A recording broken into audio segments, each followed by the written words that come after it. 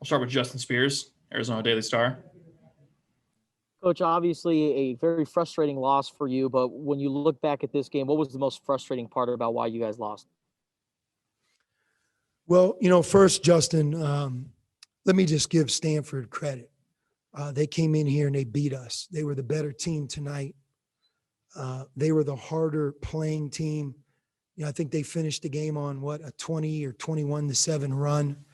Not too many times have we kind of gone back out onto the court after the 8-minute media timeout, up 5 points, and that team beat us 21-7 in the last 8 minutes of the game. Oscar da Silva is a terrific player, and I know Stanford is missing a couple players, but I'm looking at them and I'm just watching them, and I think the emergence of Jaden Dallaire and Oscar da Silva and the cohesiveness on defense and on offense, they may be playing their best basketball. I don't know if a coach or a team has experienced more obstacles and adversity than Stanford. I mean, they've lived in a hotel. They haven't practiced in Santa Clara County. And now, just watching how they've handled it, they have a good basketball team, and they're a team on both ends. And I really give Stanford all the credit in the world. They beat us. On our end, I think there's a couple parts to this. We wore down, and I feared coming off of the 2 games we just playing 3 games in a week again for the second time since Christmas.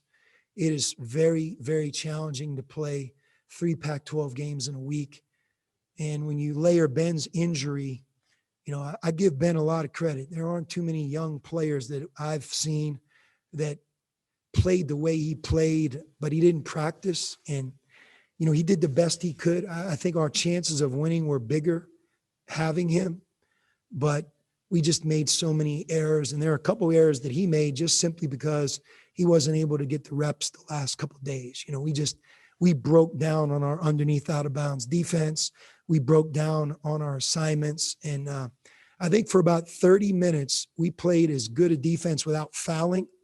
Not that our defense was perfect, but, they didn't drive the ball and get fouls. But last 8 minutes, it was just drive, foul. And I've kind of seen that movie before. When we've lost games this year, our defense just abandons us.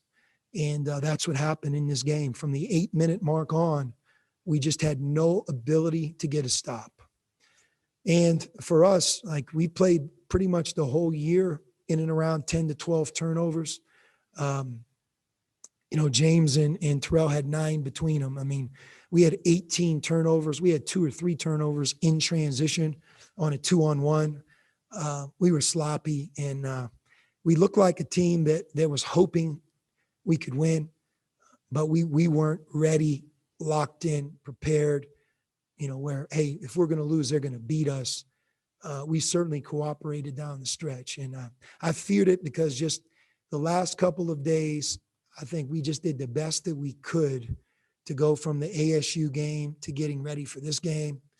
And we just didn't have that energy. We just didn't. For Azuolas, just a bad day at the office, or was there anything Stanford was doing specific to kind of stop him? They were very physical in a good way, but Julius didn't play well.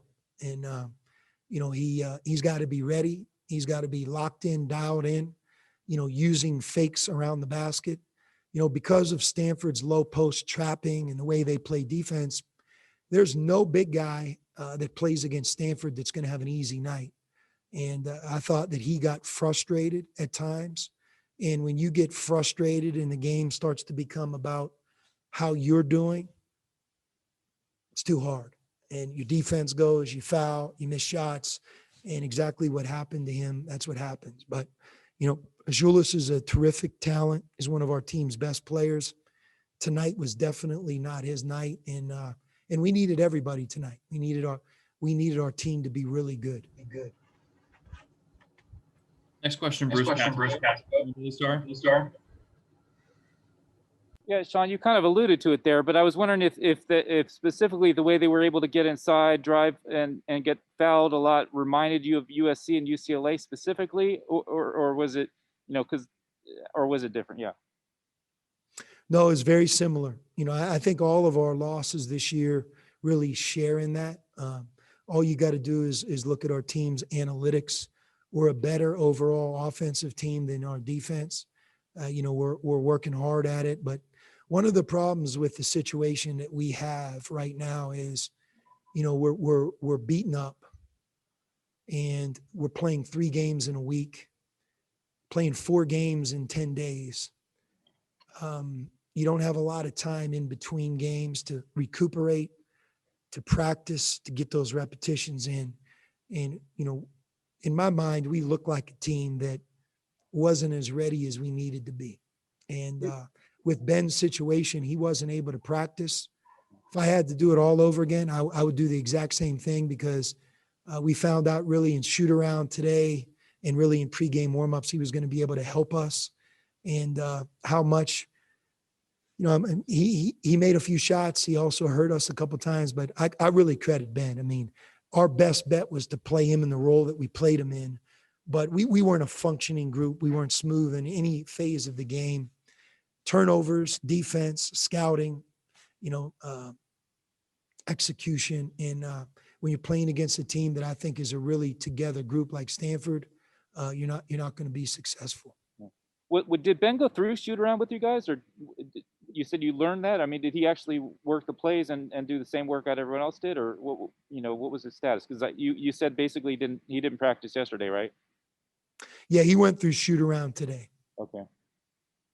And with Julius, do you think is it a different deal too for a guy like him, who I don't know what his the routine was there in Europe last year with that junior club, but is it tougher for him too when he comes over here and, like you said, playing 3 Pac-12 games in a week, that kind of thing? Is it more of an adjustment for him versus maybe maybe an American freshman, or is it, or just for everybody?